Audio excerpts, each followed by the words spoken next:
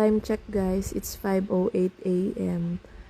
Nag-video agad ako para ma-share ko tong experience ko sa inyo kasi nakakatakot talaga siya. Kaya din nang aga ko nagasing kasi nga ang sama ng panaginip ko, hindi na ako makatulog. So, ayan na nga no. Sobrang takot ko. Mga twice ko nang na-experience to. Ewan ko sa inyo. Basta ako 2 beses ko nang na-experience yung ganito. Yung hingal na hingal kapag gising mo. So, ito na nga. So, nagpasa na daw ng mga requirements yung mga kaklase ko. Madami pa akong exam na hindi natatapos at mga requirements, meron pang thesis. Malapit na yung graduation, hindi pa ako nakapasa. Yung ibang exam dun is practical pa. So, paano yun? Mag-perform ako mag-isa? Kasi naka-perform na daw yung mga classmates ko, hindi man na ako chinat.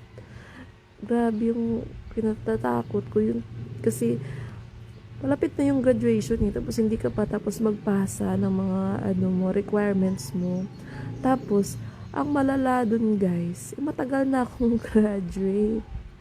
Nakadalawang lipat na nga ako ng kumpanya, UK based tapos Canada based. Tapos nakapag-resign na nga ako, yung pa rin kinatatakot ko.